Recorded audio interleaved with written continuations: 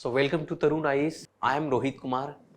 आज हम बात करेंगे 29 अक्टूबर 2022 की समसामयिक घटनाओं के बारे में जो द हिंदू और इंडियन एक्सप्रेस से लिया गया है ना। डेली करंट अफेयर हम लोग लेकर आते हैं, तो आज हम समझेंगे कि आखिर आज के न्यूज़ में क्या था द हिंदू में और हमारे एग्जाम के पॉइंट ऑफ व्यू से ये महत्वपूर्ण कैसे है। उन सभी संदर्भों को हम यहाँ पर चर्चा करेंगे। तो एक एक करके हम समझते हैं कि आज का सबसे प्रमुख खबर क्या है और ये हमारे लिए एग्जाम के लिए महत्वपूर्ण क्या है। इन सभी चीज़ों पर साथ में हम चर्चा करेंगे। सबसे पहले जब आप द हिंदू न्यूज़पेपर को आप खोलेंगे तो पहले ही पृष्ठ पर बात करता है यूएपीए से संबंधित बात करता है। यूएपीए के बारे में हम जानेंगे कि आखिर यूएपीए है क्या, है ना। तो इस यूपीए ने दी आतंकवाद के खिलाफ लड़ाई की गति।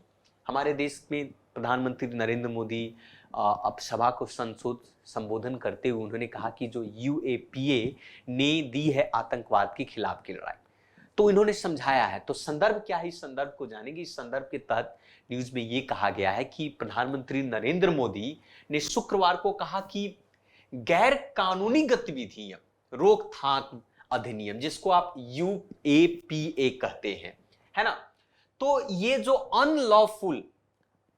अनलॉफुल जो प्रोटेक्शंस है आपका, या गैर कानूनी गतिविधि रोकथाम अधिनियम जो है, जैसी केंद्रीय कानून ने आतंकवाद के खिलाफ निर्णायक लड़ाई में व्यवस्था में गति लाई है। इस कानून को बनाने के पीछे मकसद था कि देश के अंदर में जो आतंकवाद से संबंधित गतिविधियां होती है उस गतिविधियों को रोकथाम किया जाए। लेकिन यहां पर हमारे देश के प्रधानमंत्री ये कहते हैं कि सिर्फ, और उन्होंने कहा कि इस यूएपीए के तहत हमारी देश की जो पुलिस है, हमारी देश की जो आप सुरक्षा प्रणाली व्यवस्था है, उसने काफी हद तक उसको रोकने की कोशिश किया है। लेकिन एक तरफ इनका यह भी कहना है कि जो प्रधानमंत्री ने इस बात को भी कहा कि पुलिस को ना केवल बंदूक रखने वाले नक्सलियों को सामना करने के लिए सुसज्जित होना चाहिए, बल्कि ये कहते हैं कि उन लोगों को भी सामना करना चाहिए जो कलम चलाते हैं और अपनी भावनाओं को शोषण करने कर युवाओं को गुमराह करते हैं। मतलब यूएपी का गठन सिर्फ उसके लिए नहीं है जो अपने घर में बंदूक रखकर, या कह सकते हैं कि भाई बंदूक को के डर से सोसाइटी, समाज और देश के अंदर में आंतरिक कलह को फैलाने का काम करता है, जबकि उसके लिए भी इसका प्रयोग होना चाहिए जो देश के अंदर में अपने कलम के बल पर, आर्टिकल के माध्यम से, निबंध के माध्यम से युवाओं को भड़काने के काम करता है। इससे भी आंतरिक कलह बढ़ती है, इससे भी आतंकवाद जैसी भावना पैदा होती है लोगों के अंदर में। उसके खिलाफ भी यूएपीए का प्रयोग करना चाहिए। ये बात कहते हैं हमारे देश के प्रधानमंत्री ने, ऐसा इन्होंने कहा है। ये मुख्य बिंदु है इस यूएपी का, इस न्यूज़पेपर के अंदर का। लेकिन अब सवाल यहां पर आपके मन में उत्पन्न होगा, हम समझेंगे कि आखिर जो यूएपीए है, गैर कानूनी गतिविधि रोकथाम अधिनियम, है क्या और किसके लिए इसका इस्तेमाल किया जाता है।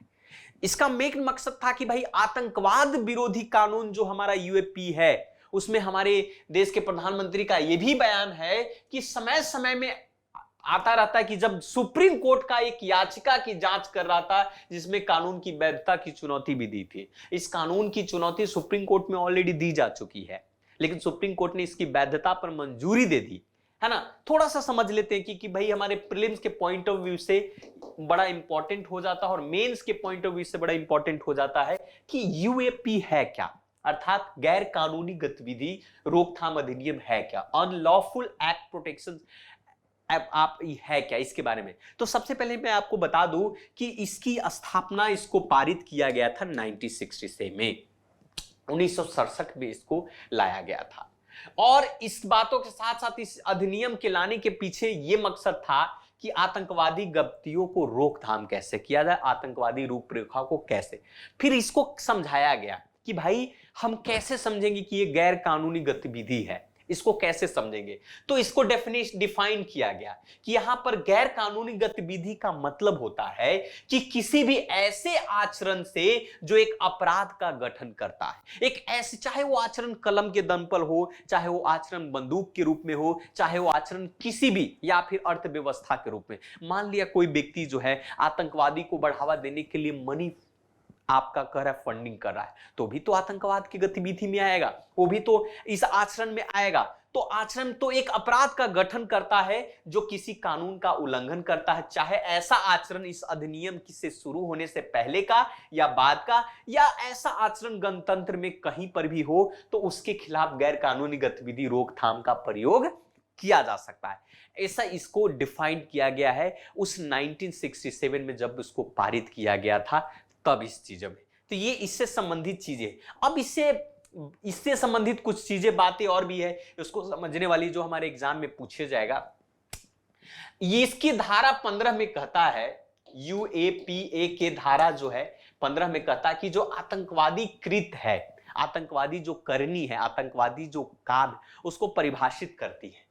और इसके लिए कम से कम जो है 5 साल से लेकर आजीवन कारावास तक की सजा इसके तहत होती है ना। यदि आतंकवादी कृत्य के परिणाम स्वरूप किसी व्यक्ति की मृत्यु हो जाती है तो ये सजा जो है मृत्यु या आजीवन कारावास में भी बदल सकता है।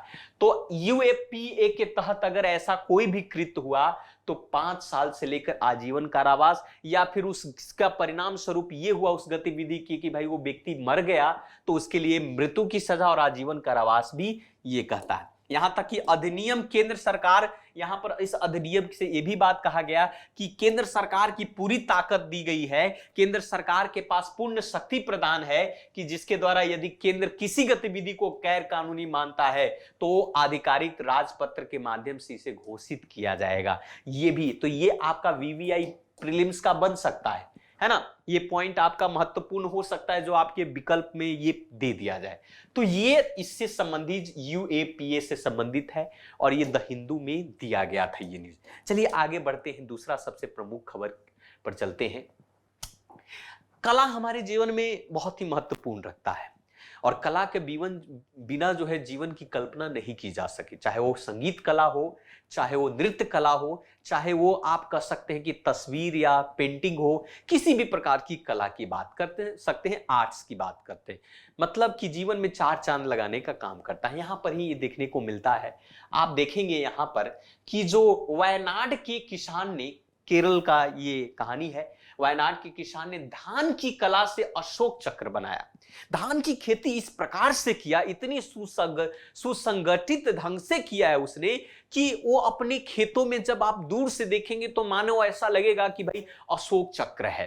अशोक चक्र के प्रतिबिंब की तरह, अशोक चक्र के तस्वीर की तरह उन्होंने धान की खेती की है। इस तरीके से उन्होंने बनाया। इसके अलावा बहुत सारे, ये व्यक्ति 4-5 साल से लगातार ये काम कर रहे हैं। ये केरल के आप कह सकते हैं कि वायनाड में एक तिरुनेली श्री महाविष्णु मंदिर के रास्ते में पर्यटक और तीर्थयात्री के लिए एक प्रगतिशील किसान है जिनका नाम है जॉनसन ओलीपुरम। ये जॉनसन ओलीपुरम के द्वारा जो है अशोक चक्र देखने के लिए ये त्रिशिलर के खेत में उमड़ गई भीड़। देखा गया तो भाई ऐसी दृश्य था, मानो ऐसा लग रहा था खेत नहीं, धान की लहलहाती हुई फसल नहीं है, अशोक चक्र को स्थापित किया गया है। ऐसा वायनाड के किसानों ने वहां पर बनाया और देखा, और पिछले 6 सालों से ये प्रक्रिया वो किसान जो है बनाते आ रहे हैं, है ना। और भिन्न भिन्न प्रकार के जो परिस्थिति तंत्र हैं, जैसे आपका पक्षी हुआ, फसल हुआ, पेड़ पौधे जैसी रूपरेखा वो व्यक्ति देता है। लेकिन ये कला के अंदर में आता है। जापान से ये कला विकसित है। ये कला 30 साल पहले जापान में ही विकसित हो चुका था, है ना। इससे संबंधित आपके प्रीलिम्स से प्रश्न बन सकते हैं। मुख्य बिंदु पर चर्चा करते हैं कि ये व्यक्ति जो है 58 वर्षीय किसान है ना, और उनके प्रयोग लोगों को धान की खेती के लिए आकर्षित करता है ना। इस कला का नाम है टेम्बो कला। याद रखिएगा, इस कला का नाम है टेम्बो कला। टेम्बो कला जो है चावल धान कला की उत्पत्ति का पता जो है जापान में लगाया जा चुका है। पहले ही ये कला जापान में विकसित ऑलरेडी पहले से ही था, जहां लोग वांछित छवियों को बनाने के लिए भिन्न भिन्न किसान और रंगों का धान लगाते हैं। अशोक चक्र हुआ, अशोक स्तंभ हुआ, जैसे बहुत सारे तस्वीर इसके माध्यम से बना सकते हैं। उनकी जो कृतियों में धान के किस्म के भिन्न भिन्न रंगों के साथ इसका पंकलम होता है, जैसे पुष्पकालीन हो गया।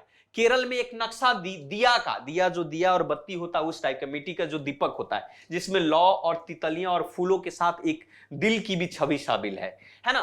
तो कहने का मतलब है, तो ये आपको आर्ट्स एंड कल्चर में प्रश्न पूछ सकता है कि जो टैनबो आर्ट्स है ये क्या है। तो टैनबो आर्ट्स एक चावल की धान की कला है जिसमें जापान के इनकादते गांव के किसानों ने अपने धान के खेतों में सुशोभित ढंग से लगाया था और ये 3 दशक पहले ही इसको विकसित कर चुका है। तो ये प्रीलिम्स में आपका प्रश्न बन सकता है, ये साहब आपके प्रीलिम्स में प्रश्न पूछ सकता है कि टैनबो आर्ट्स क्या है और भारत के किस राज्य में इसको विकसित किया है, कहां के किसान है वो। तो इससे संबंधित बहुत सारे प्रश्न पूछ सकता है, आपको ध्यान रखिएगा, ये इंफॉर्मेशन मैंने आपको ट्रांसफर कर दिए है।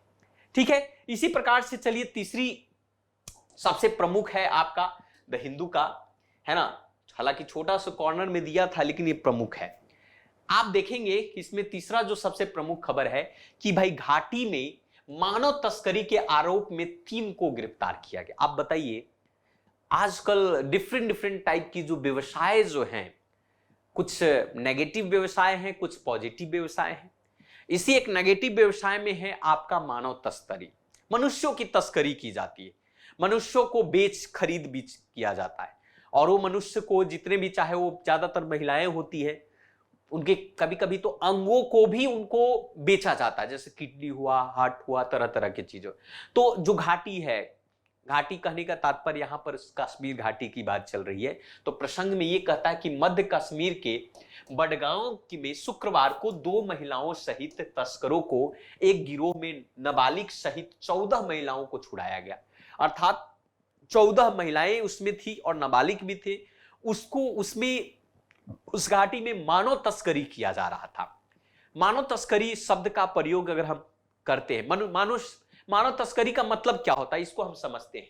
हमारे संविधान में इसको स्थान दिया गया है। मानव तस्करी मतलब ज्यादातर ऐसी व्यवसाय को कहा जाता है जहां पर बंधुआ मजदूरी करवाया जाता है। बंधुआ मजदूरी का अर्थात बॉन्डेज लेबर या जबरन मजदूरी करवाया जाता है, या यौन दस्ता या यौन शोषण के लिए या कह सकते हैं कि जैसे वेश्यावृत्ति जैसे घृण्य कृत्य के लिए उस महिलाओं को या पुरुष को उसको क्या किया जाता है, मजबूर किया जाता है ना। ये मानव तस्करी के अंदर में आता है। ऐसी व्यवसायिक यौन शोषण और अंगों का निष्कर्षण आपका, अब जैसे शरीर के अंदर की किडनी को बाहर निकाल दिया, लीवर को बाहर निकाल दिया और उसको बेच रहा है, तो ये सारे मानव तस्करी के अंदर में आते हैं। मानव तस्करी, तो इसी मानव तस्करी के संदर्भ में घाटी के अंदर में ये बहुत सारी जो 10-12 महिलाएं, 14 महिलाएं को यहां पर छुड़ाया गया।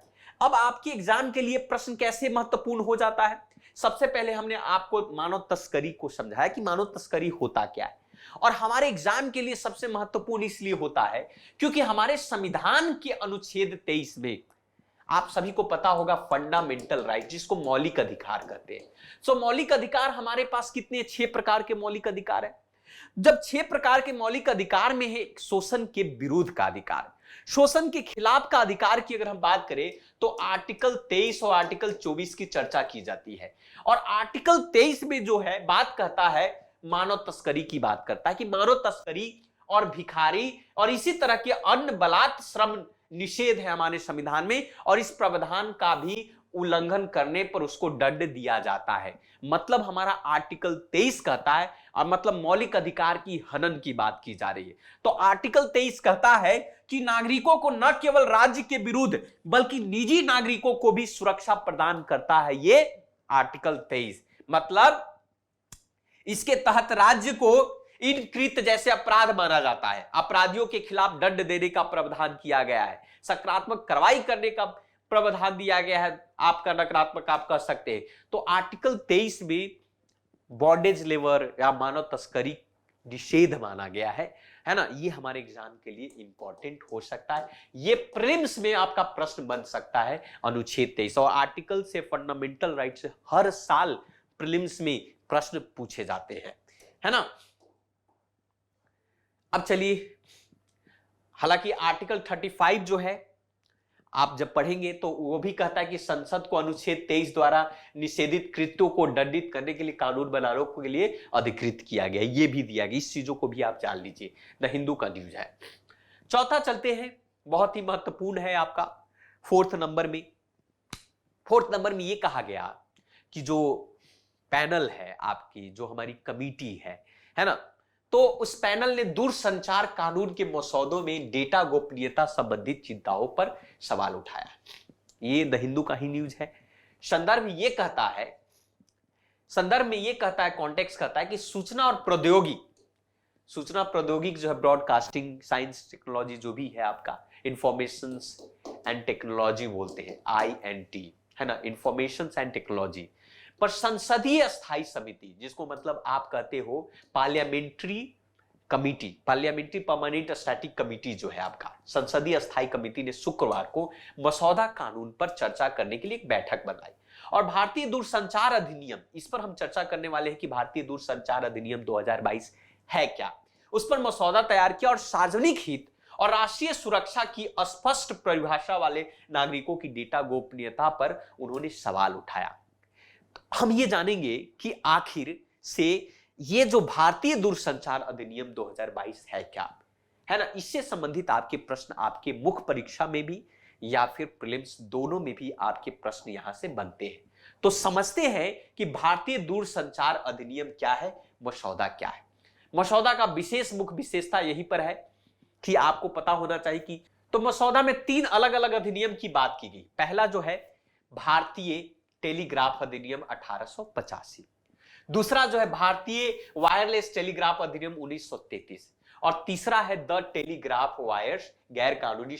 इन तीनों दूरसंचार तीनों को नियंत्रण करने के लिए मसौदा तैयार किया गया है। अब ये तीनों को अलग अलग अधिनियम है मसौदा के अंदर में, है ना, और इसको समेकित करता है ये तीनों बात। अब सवाल ये है कि इसमें चेंजेस क्या क्या किए। पहला चेंजेस ये है कि जो ट्राई की शक्ति को कम करना, ट्राई TRI, है ना, ट्राई जो है आपका दूरसंचार विभाग के द्वारा जो ट्राई है, जिसका बोलते हैं आपका भारतीय दूरसंचार नियामक प्राधिकरण, भारतीय TRAI होता है, ये होता है TRAI, है ना, TRAI, भारतीय दूरसंचार telegraph regulations act of India. अब क्या होता है कि ट्राई की शक्ति को कम करने की बात कहा गया, मतलब कि दूरसंचार विभाग, हमारा जो ब्रॉडकास्टिंग मिनिस्ट्री विभाग है आपका, तो उसने ये कहा कि जब नए लाइसेंस जारी करने पर भारतीय दूरसंचार नियामक प्राधिकरण ट्राई की कुछ महत्वपूर्ण शक्ति और जिम्मेवारियों को कम करने का भी प्रस्ताव जो है इसके तहत रखा गया, इस मसौदा में रखा गया कि भाई जो ट्राई है, जो telegraph regulations act of India जो है, उसकी थोड़ी सी शक्ति को हम कम करेंगे इस मसौदा के अंदर में। दूसरा इसमें यह कहा गया कि जो OTT, आज के OTT प्लेटफॉर्म का नाम सुना होगा, है ना, तो OTT विनिमय एक्ट भी लाया गया। आजकल जितने भी फिल्म है या जो भी चीज वेब सीरीज हम लोग OTT प्लेटफॉर्म पर देखते हैं, है ना, देखते हैं, तो उन्होंने कहा कि OTT विनिमय, OTT रेगुलेशन लाने की बात करी। सरकार जो है इंटरनेट आधारित जितने भी सेवाएं हैं, OTT संचार हुआ, व्हाट्सएप हुआ, आपका यूट्यूब हुआ, है ना, आपका फेस टाइम हुआ, गूगल मीट हुआ, इन सभी में दूरसंचार सेवाओं के तहत इसको शामिल किया गया है OTT विनिमय में, है ना, ये चीजें इसके में। यहां तक कि यह भी कहा कि यह एक समान अवसर सुसज्जित करने के लिए दूरसंचार ऑपरेटरों द्वारा लंबे समय से मांग की जा रही थी। फिलहाल में टेलीकॉम कंपनियों को सेवा देने के लिए लाइसेंस की जरूरत होगी और वहीं OTT प्लेटफॉर्म को नहीं। अगर OTT प्लेटफॉर्म बनाना चाहते तो उन्हें लाइसेंस की आवश्यकता नहीं होगा। इसके अलावा यह भी कहा गया कि OTT को दूरसंचार सेवाओं के दायरे में लाने का मतलब है कि OTT इंटरनेट आधारित संचार के लिए सेवाओं की पेशकश के लिए लाइसेंस की आवश्यकता होगी, है ना। यह भी बात कहा गया कि भाई OTT को दूरसंचार सेवाओं में अगर दायरे में अगर ला रहे हो, इसका मतलब यह हुआ कि OTT और इंटरनेट आधारित जितने भी संचार है, जितनी भी सेवाएं हैं, उन सेवाओं को भी लाइसेंस की आवश्यकता होगी। ये बात इसमें कहा गया है OTT विनिमय के अंदर में, ये पैनल के अंदर भी ये बातें कही जा रही है, इस पर भी ये चीजें बात की जा रही है। दूसरी बात वापसी प्रावधान की बात है। वापसी प्रावधान का मतलब होता है कि जो चीजें लिया गया उसको कैसे वापस, कि मान लिया कोई दूरसंचार या इंटरनेट जो प्रदान करने वाली जो संस्था है ना, अपना लाइसेंस सरेंडर करना चाहता है, तो दूरसंचार मंत्रालय शुल्क वापस उसको करेगा। मान लिया कि मैंने कोई लाइसेंस लिया और मैं चाहता हूं कि वो लाइसेंस खत्म करना चाहता हूं, नहीं लेना चाहता हूं, तो दूरसंचार मंत्रालय जो है उसको पैसा वापस करेगी, लौटाएगी, उसकी लाइसेंस को कैंसिल करेगी। ये भी प्रावधान इसके अंदर में हुआ। तीसरा ये बात कहता है कि जो लाइसेंसधारी द्वारा जो भुगतान में चूक हुआ है उससे संबंधित भी बात किया गया है। भुगतान में चूक की स्थिति में असाधारण परिस्थिति, जिसे वित्तीय तनाव, उपभोक्ता प्रतिस्पर्धा, ये सारी जो मुद्दा है इसके अंदर में बात किया गया है। ठीक है, तो ये एग्जाम के मामले से बहुत इंपॉर्टेंट हो जाता है। यहां तक कि ये है कि दिवालिया के मामले में भी स्पेक्ट्रम सरकारी नियंत्रण में वापस होना चाहिए, नहीं होना चाहिए, इन सभी चीजों पर भी बात किया गया है ना। ठीक है, तो ये द हिंदू का न्यूज था। एक सबसे और प्रमुख है, इस पर भी हम चर्चा कर लेते हैं कि जिस प्रकार से आप सभी को पता है कि हमारे देश में मुद्रास्फीति की स्थिति बहुत तेजी से बनी हुई है। मुद्रास्फीति के कई कारण है, कोविड-19 कहा जा रहा है, यूक्रेन रशिया भी बात में आती है और बहुत सारे कारण। डिमांड पुल, जब आप अर्थव्यवस्था को पढ़ेंगे तो उसमें आपको बेहतर तरीके से चीजें समझ में आएंगे। मुद्रास्फीति का मतलब क्या होता है? मुद्रास्फीति का तात्पर्य होता है कि किसी भी वस्तु या गुड्स या वस्तु के मूल्य वृद्धि होने के कारण हमारी खरीदने की ताकत जो होती है वो कम हो जाती है, कमजोर हो जाती है, उसे मुद्रास्फीति कहते हैं। तो मुद्रास्फीति दिन ब दिन बढ़ता जा रहा है। तो रिजर्व बैंक ऑफ इंडिया आपको पता ही होगा, आरबीआई का काम है कि भाई इसको कंट्रोल किया जाए। इसके लिए मॉनेटरी पॉलिसी कमेटी बनाती है। मॉनेटरी पॉलिसी कमेटी का बैठक भी होने वाला है, 2 नवंबर से इसको शुरू होने वाले हैं। और इसी सब चीज पर चर्चा की जा रही है कि भाई भारत के अंदर में 2% प्लस माइनस से लेकर 4% तक के बीच में मुद्रास्फीति रखने की बात कही गई थी। मतलब कह सकते हो कि 4 से लेकर 6 के बीच में। लेकिन ये दिन ब दिन मुद्रास्फीति की स्थिति बढ़ता जा रहा है। इसके पीछे रीजन क्या है? आप जस्टिफाई करें, आखिर ऐसा क्यों हो रहा है, अगर इसको कैसे कंट्रोल किया जाएगा, इन सभी चीजों पर चर्चा करते हैं। आपको एमपीसी के अंदर में मॉनेटरी पॉलिसी कमेटी करती है। मॉनेटरी पॉलिसी कमेटी में सदस्यों की संख्या जो है, मॉनेटरी पॉलिसी कमेटी में सदस्यों की संख्या 6 होता है। 3 सरकार के रिप्रेजेंटेटिव होते हैं और 3 रिजर्व बैंक ऑफ इंडिया के, 2 रिजर्व बैंक और 1 खुद गवर्नर होते हैं। मॉनेटरी पॉलिसी कमेटी का हेड जो होता है आरबीआई का गवर्नर होता है, वही मीटिंग बैठाता है। ठीक है, तो इसमें यह कहा गया, चर्चा किया गया कि जो पिछले 3 तिमाही में उच्च मुद्रास्फीति का दर रूप से एक बहिर्जात मूल्य झटकों का एक परिणाम था। मतलब बाहर में जो यूक्रेन रशिया इन सभी का वार चल रहा है उसके आधार पर। तो आरबीआई मौद्रिक नीति समिति का गठन किया है और उस पर बात करने की चर्चा किया है। साथ साथ में इसमें यह भी कहा जा रहा है कि आप देखो 2000 फाइनेंशियल ईयर 22 और 23 को अगर लो तो 22-23 में उच्च मुद्रास्फीति का दर पिछले 2 तिमाहियों में उच्च मुद्रास्फीति का अनुसरण कर रही है। मतलब यह भी कहा गया कि इसके पीछे कारण यह है कि भाई ईंधन जो हमारा है, पेट्रोलियम है, पेट्रोल है, डीजल, उसका मूल्य दिन पर दिन बहुत तेजी से बढ़ रहा है। खाद्य की कीमतें बहुत तेजी से बढ़ रहा है ना। यहां पर उसके फैलाव मुद्रा, इसके कारण खुदरा जो सीपीआई मुद्रास्फीति है आपका, जिसको कंज्यूमर प्राइस इंडेक्स कहते हैं, तो ये 6% से ऊपर अभी भी बना हुआ है। सितंबर में ये 7.41% चला गया, जबकि टारगेट क्या है भाई? टारगेट है कि 4 से लेकर 6% के बीच में रहना चाहिए। 2 प्लस माइनस से लेकर 4 रहना चाहिए आपका, अर्थात अब 2-4 तो ये 6 हो सकता है लेकिन 7.41 नहीं हो सकता है। बाकी अर्थव्यवस्था के लिए कीमत, तो ये सारा रीजन जो है आपका मुद्रास्फीति से संबंधित बातें करता है। अभी देखिए एमसीपी का मॉनेटरी पॉलिसी कमेटी का क्या रिपोर्ट आता है, उस पर हम डिटेल से बात करेंगे, है ना। तो ये आज की द हिंदू का सबसे प्रमुख खबर था। आज के लिए इतना ही रखते हैं, फिर से मिलेंगे आपको द हिंदू और इंडियन एक्सप्रेस के आपके न्यूज के साथ, जो आपके एग्जाम के लिए महत्वपूर्ण होगा, प्रीलिम्स के लिए, मेंस के लिए। तो थैंक यू वेरी मच, मिलते हैं, धन्यवाद।